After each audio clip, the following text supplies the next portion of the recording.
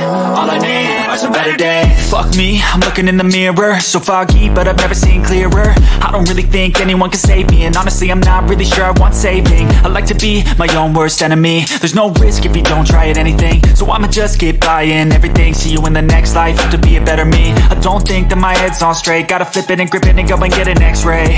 What's wrong with me? I just feel weight. Yon. Welcome back mga pare, mga bastos. Talo kami. Talo Golden State. Balik na naman. Mga talunan. Balik na naman ang mga bastos. Oo. Anyway, ano bang pinagkakapihan natin ngayong gabi? Well, first of all, welcome muna mga subscribers at mga listeners natin. Ako pala si Artek. At ako naman po si Jadboy. Si JM naman nandito. At kami ang Maginoong Bastos. Oo. Laging Maginoo at sometimes bastos. Oo. Pero ngayon maganda ang pag-uusapan natin. Yung, ano bang? Yung virginity. Lalo na sa mga babae na mga kaibigan natin, mga kilala natin. Importante pa ba yung virginity? Ayun. Siyempre. Virginity. Mahalaga yan. Kasi sabi nila, doon daw yun daw yung valuable na babae. Ganun ba? Oo, ang virgin. Sige nga, tatanungin natin bawat isa kung anong importante kasi sa isang virgin. Yung mga lalaki hanggang ngayon, ginagawa pa rin nila yung old tradition. Di ba? Yung babae na wala na ng tradition. Ganun ba? Oo. Kasi equality na hinihingi nila eh. However, pagdating sa lalaki, kailangan traditional pa rin tayo. Oh. Halimbawa ng pag nag-date, sino nagbabayad? Lalaki. Tradition pa rin yun. Oo. Di ba? Tama. Sino nagpo-provide? Lalaki. Oo. Tradition kasi yun. Tama. Good point. Pero ano ngayon ano bang pwedeng dalhin? Ito kasi sa lalaki, ang pwede mong, what you can bring in the table sa bahay. Di ba? You provide money, house, intelligence, cars, lahat, everything, di ba? Material, everything material, dapat yung lalaki mag-provide. Ano ba ang ano naman na po-provide ng babae? Equality, di ba? Ano nga yung sabihin? Pwede silang magtrabaho, di ba? Hindi. Mag-provide ng... Pero kung may we're talking about traditional nga. Na kasi traditional, sa tradition, ano yung naidadala? Ibang culture, kagaya sa atin, di ba? Ang traditional na nanay o asawa ng babae is yung tagapangalaga ng bahay. Tagapangalaga ng mga bata. Magluto. At yung mga gawaing bahay. Yun yung tradition, di ba? Especially sa Pilipinos. Pero madami rin mga ibang culture na ganoon din. Kumbaga, yung worker talaga, guys, sabi mo, provider ang lalaki at yung babae maiwan sa bahay to take care of the household. Ang tanong niyan, nangyayari pa ba yan sa mga new generation na babae? Well, siguro, yung panahon natin, medyo andyan pa yan. Pero ngayon, nangyayari pa ba yan? Ano pa rin ba sila? Tradition pa rin ba yung mga babae? Kasi yung lalaki hanggang ngayon, nandun pa rin yung tradition eh. You provide, di ba?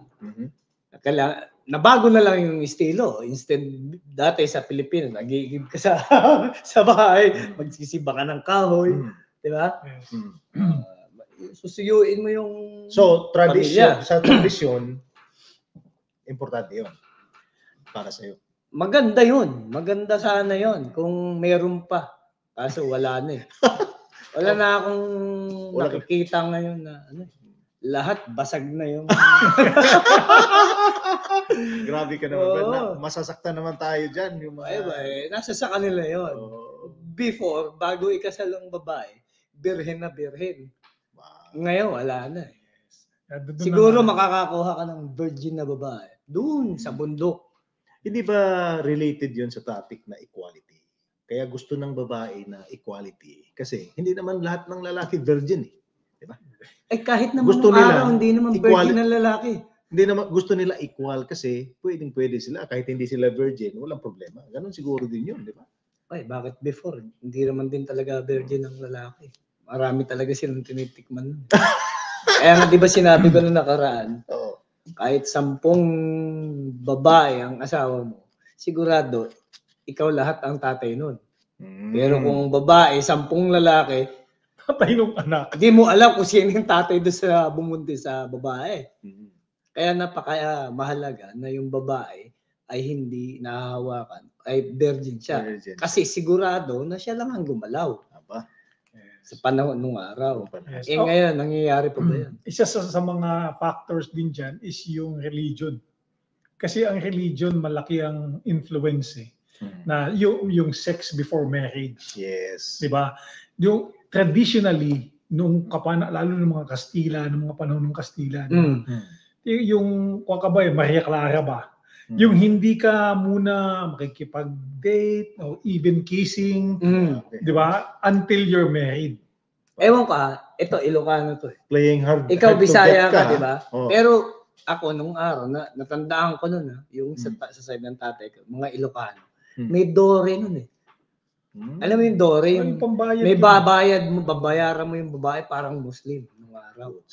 Kailangan sabihin, malaking pera? Oo, parang tax yun, kumbaga parang saan mo ibabayad? Sa magulang. Babae. Parang binibili mo yung babae. Exactly. Hindi ganun ang dating noong araw. Pero ganun kamahal, kumbaga. Ganun ka-importante. Hindi, ibig sabihin, bakit ko ibibigay itong anak ko na babae sa iyo?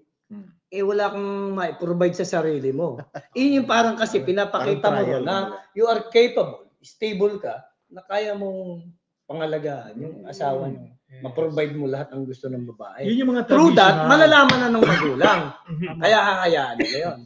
But doesn't mean may pera ka o meron kang gusto mong pangasawa yung anak ng Ilocano, bibigay na sa iyo yung anak. Yes. Kailangan makita nila yung ano. Wow. Pero syempre, dapat gusto ka pa rin. Hindi pwedeng may pera ka lang, papayag na yung babae. Kailangan payag yung magulang, payag yung babae. Yun ang natatandaan ko sa side ng tatay. Hindi, kasi gaya niyan. Ganun din ba sa ano? Nung araw? Nung araw. Kasi dyan papasok yung mga pambabae dyan, mga kalabaw. Kalabaw, kambing. Yung mga ganun na yan Kasi part din ng tradition na bago mo ibigay yun, the process of actually going to the house of yung babae is pamamanhikan yun Exactly. Hihingi mo yung kamay ng anak nila sa magulang. Diba? At para makita na stable ganun ka, tsaka seryoso ka. Ganun ka committed. Hindi dahil binabayaran mo yung babae. Hindi naman binibente. Commitment yun. At saka wala naman nakalagay for sale. So, pinag-usapan natin yung tradisyon ng Ilocano sa inyo. Sa Ilocano yun. Sino naman ngayon? Actually, meron din. Sa amin, ganun. Sino naman ngayon magbabayad sa expenses, sa kasal? Yung lalaki din. Lalaki din. Lalaki din. Lahat. Iba-ibang culture nga. Kailangan ipakita mo na stable ka at you are capable na ma-provide. Teka lang, mga ginawang bastos, bakit napunta dito? At syempre, isang punto doon, na mapangasawa mo yung pagbabae. Dapat berhin yan. Hindi pwedeng kung hindi, mabawalan ng value yung kanyang Actually, nung na-touch up mo yan, so, mamamanhikan ka pag gusto na ninyo magpakasal Di ba? Exactly. Hindi mamamanhikan ka dahil gusto mo siya maging girlfriend. Hindi. Iba yung mamamanhikan. Yung mamamanhikan, talaga magpapakasal. So, kunin mo na talaga yun. Taga saan ka sa atin? Kung gano'n. Hindi, ang tatay ko sa tatay ko yun. Sa side ng tatay ko, sa Tarlac. So maraming virgin na yun doon or wala na? Wala na. Kasi wala na rin. Hindi kasi kaya nga, noon yung mga panahon noon, yung mga tradisyon. Kaya nga, ang question natin ngayon, gaano ka-importante yung pagiging virgin? Or importante pa ba sa inyo ang pagiging virgin? Birhen ng isang babae. Pero brother, marami kang sinasabi na importante yon. Nasa religion yon, may values, tiniteach ng church. Ano ngayon yung position mo dyan? Importante ba or hindi? Importante pa rin sa akin. Sa'yo. Okay. Importante. How about sa'yo? Sa akin naman, as time goes, nagiging modern na tayo Sa totoo lang, saan ka naman makakahanap ng talagang virgin kung hindi yung at the same time ang social media, everything is open. Diba? Ang daling i-access lahat ng bagay. Lahat tayo tao lang And yung pagiging virgin, yung pag-lose ng virgin is nagsisimula naman yan pagka yung mga teenage years Di ba? Pero Diyan conscious at curious yung mga bata, yung mga teenager. Susubukan nila to, subukan nila yan, and at the same time, yung peer pressure. Kasi yung barkada nila, uy, nasubukan ko na to. Subukan mo din, okay. Masarap. O ikaw, uy. Tapos, halimbawa, liba sila. Ikaw na lang yung hindi pa, ikaw na lang ang virgin. Asahin ka ngayon nila. Diba? Sa lalaki. Sa lalaki. Hindi, ginagawa din sa babae yan. Sa ngayon na lang. Pero nung araw, pagka ikaw bullying sa, kahit sa cyberbullying. Hindi, sa ngayon. Pero nung araw, pagka ikaw hindi na virgin, bubulihin ka kasi hindi ka na virgin. Oo. Pero, sa lalaki nung araw, pag di virgin ka pa, ikaw ang bubulihin. Nung araw. Ngayon, gaano ka-importante sa ngayon ang virgin? Importante pa rin. Bakit? Kasi wala lang tayong option. Pero kung may option kayo, tanungin ko kayo, pipiliin nyo ba yung virgin talaga o hindi? Kung may option. In other words, pipiliin mo ba yung virgin o yung wasak na? Parang gano'n. Wakwak na yung... Ang pangit naman nung salita, wasak talaga. Huwag naman wasak, wakwak na. Talagang mga bastos talaga. Pasensya na ako kayo, ha?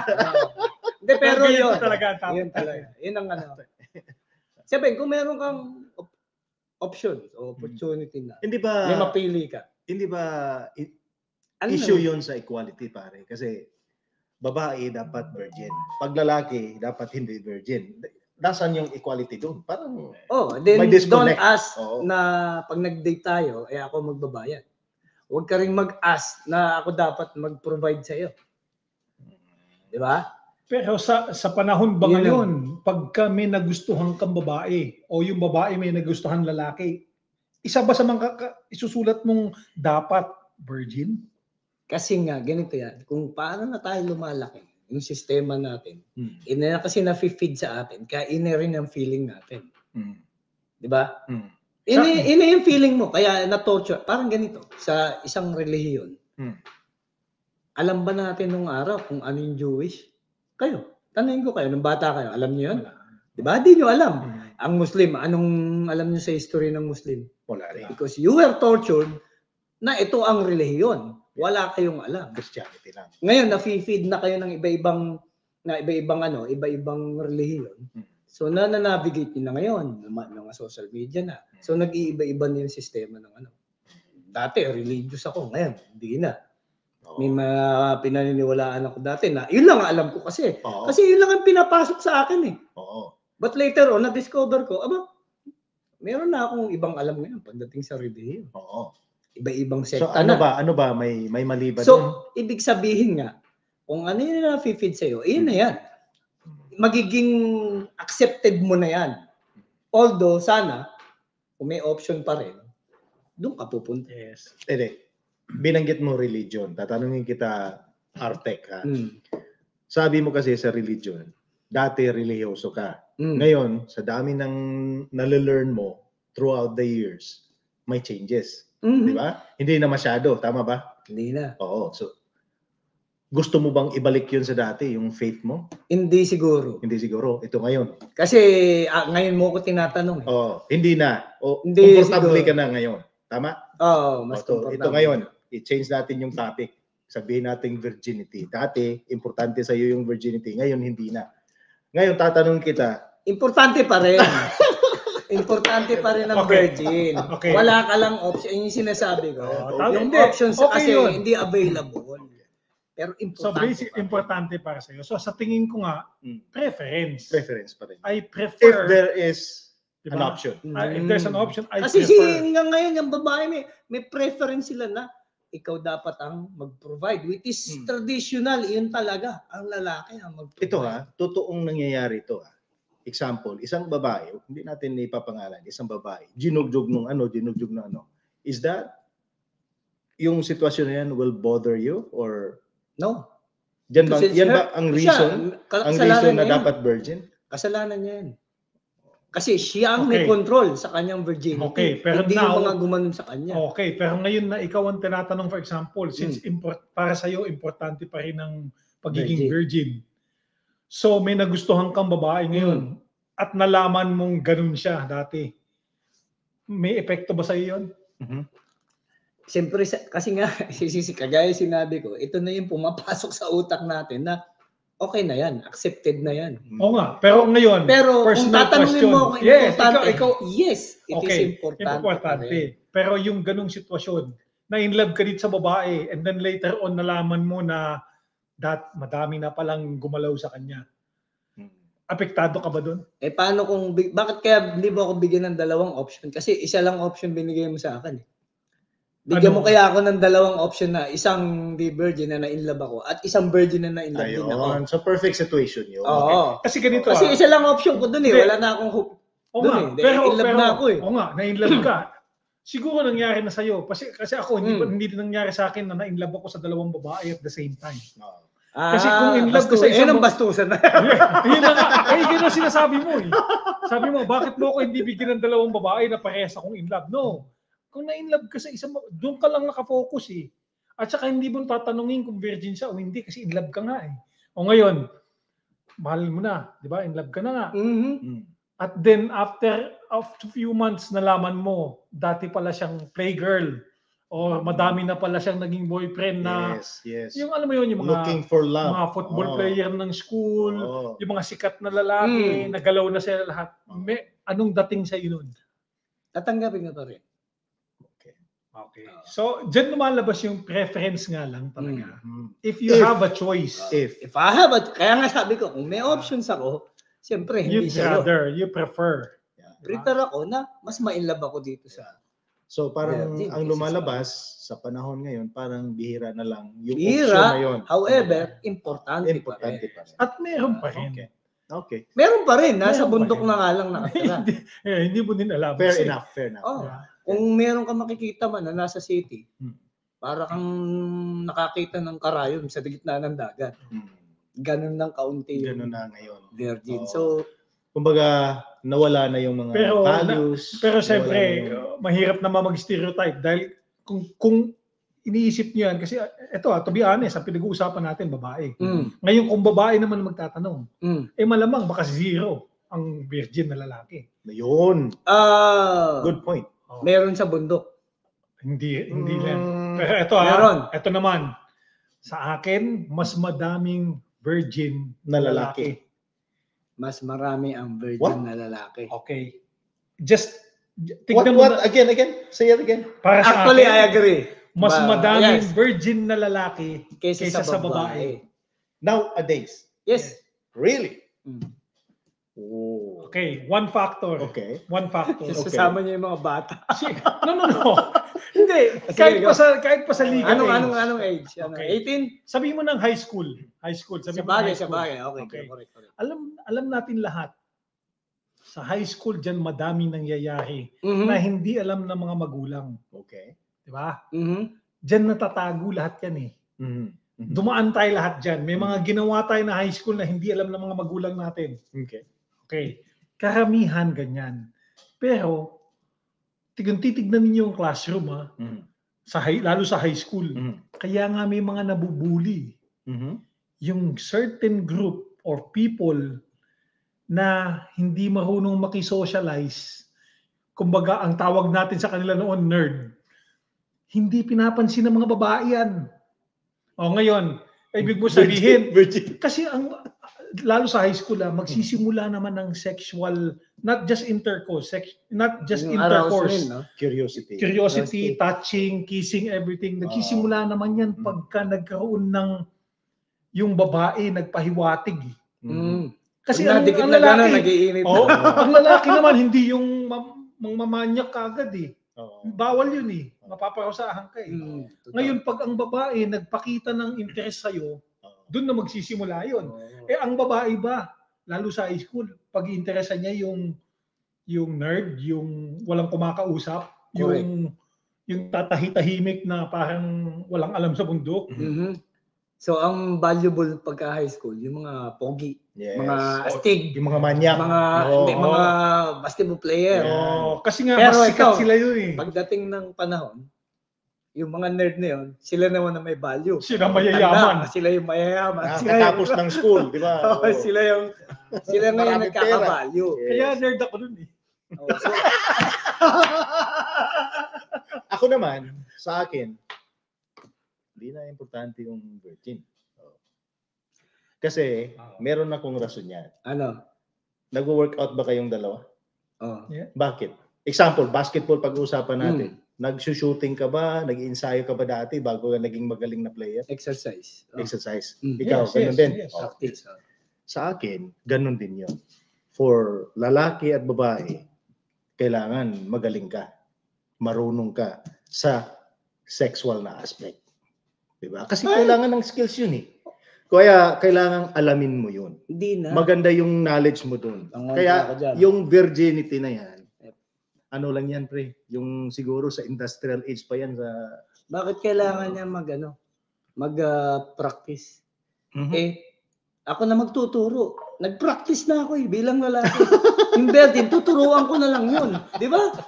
So dyan na lumalabas yung you prefer, but you're not. Exactly. I prefer, but I have no options.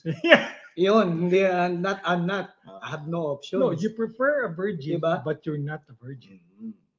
Yes, I am not a virgin, pero... Exactly, but you prefer it. Yeah, siyempre. Pero parang hindi equal. Ngayon, kung siya naman ang baliktahin kang na ngayon niya, ngayon, nagustuhan mo yung babae, na in love ka, nalaman mo, virgin, uy, okay to. Okay na to, okay na ako dito. Kung tinanong naman niya sa'yo, ikaw, virgin ka ba? Hindi. Hindi. Ay, ayoko na. At least sa simula pa lang, hindi mo na ako magugustuhan. Huwag mo akong pa-inlabin sa'yo. Hindi, yun ang kasi, nga yun isa ako sa siguro honest na tao rin. Pagdating sa ganyan, sa ligaw-ligaw system. Ako kasi, diretso akong I don't judge people kasi. Actually, hindi ako nangligaw ng matagal eh. Kasi pag wala, hindi, bakit ka mo? Pagka wala akong chance, patatagalin, hindi na ako so, wala kang pasensya. Wala kang pasensya. Para kasi mahulog pa ako, magbaliw-baliw pa doon. Totoo yan. Wag ko na rin bigyan ng chance siya na ma-inlove ako sa kanya.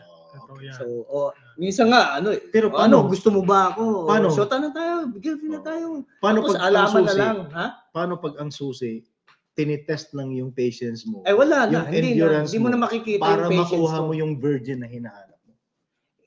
Diba? Wala nga, hindi mo na nga rin naiisip yun eh. Kasi parang nagiging awkward kasi. Natatanungin mo kung virgin yung babae. Diba? Anong panahon natin eh. Actually, hindi mo kahit naman nung araw eh. Hindi naman mo tinatanong yan eh. Yun na nga eh. Actually, hindi mo naman malalaman yan hanggat hindi kayo pumunta sa bed. Hanggat hindi kayo mag-sex. Hindi mo tinesting. Diba? Ngayon, feeling mo nga eh, pagka alam mo at natuklasan mo na talagang virgin nung ginawa ninyo, may special ano pa yun eh. Feeling eh, na uy, ako pala ang nauna. Parang, alam mo, yung sinasabi kong prefer o yung mga options na yan. Kung parang ito, sabi ko nga, Michael Jordan, mag-aasawa ba yun ang kasi edad niya?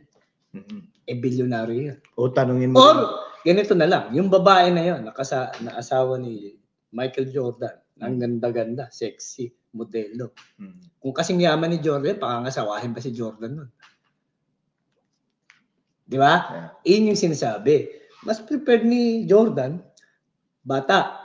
At saka virgin, of course. Hindi siguro na virgin yun. Pero sa edad niyang yun, kukuha talaga lagi yun ng bata. Siyempre. Pero kung makakuha ng virgin si Jordan, siyempre, prepare niya yun. Kung meron. Di ba? Yes. So, ganun lang yun. Sa level, sa status din ng tao, hahanap ka ng bagay sa'yo. Hindi pagka lalaki, sobrang yaman, hindi na yan naghahanap ng mayaman din. Ang hinahanap niya yan, maganda. Pero nakikita mo ba yung point of view ko na kailangan mag-practice din yung babae? Oo, sa mapapangasawa niya. Mapapractice mo na yun. Kahit wala pa. Anakan ka pa nga ng 10, sigurado, practice ka na. Di ba? Yeah. So, at this point, kaya natin sinusubukang ipag-usapan yung virginity. Kasi parang nawala na sa sistema yan eh. Diba? Hindi na napag-uusapan, hindi na siya yung value wala na yung of tradition. being a virgin. Pero yung tradition ng lalaki, nandun pa rin hanggang ngayon. Kasi gusto pa lalo na dito sa Amerika, kahit sa school, tinuturo yung sex. Kaya lang, bakit nga yung tradition ng lalaki nandun pa rin? 13 years old ka pa lang, diba? Dapat magpa-vaccine ka na ng para sa virus. Mula nung araw, saka hanggang ngayon. Mag-pills. Yung tradition ng lalaki, given. Hanggang ngayon, given pa rin. Anong tradition ng babae na bit-bit nila hanggang ngayon? Yung ability nila na magbuntis. Yun. Hindi tradition yun. That is yun. Biological na. Given yun eh. Pero importante yun sa kanila. Hindi mo pwede tanggalin yun. Oo nga. Yun enough na yun. Nabibigyan ka ng anak ng isang babae na virgin or hindi virgin. Kahit sabi nga, kahit mawala ang mga babae, pwede pa rin mag-anak ang lalaki. Ayan ang ewan ko. Interesting. Mawala lahat ng babae sa mundo. Ito kasing topic natin. Ang gagawin ng mga lalaki, matatalino yun eh. Gagawa yan ng yung temporary bahay bata na science. Ito kasing topic. Diba? Lagyan lang yung sperm ng lalaki doon, di mabubuhay na. Pwede na.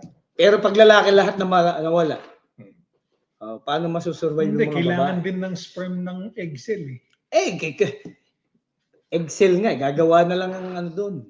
Ang lalaki, Pero yung sperm, parang nila magagawa yung virginity kasi. Sila yung lumalangoy doon sa papunta sa bahay. Malaking topic talaga yung virginity. Oh. At saka, inside that, mayroong mga values, mayroon tayong mga tradisyon na pwede nating i-keep na nawala na ngayon. So, actually, yun? Meron pa rin, pero nasa bundok nga lang. Sabi ko nga sa inyo, nasa bundok. Preference na ng tao yan. So, kaya? Tatanungin kayo natin yung mga kaibigan natin dyan. Importante pa sa kanila yun? Ano ba? Importante ba yung virgin sa inyo? Ng isang tao?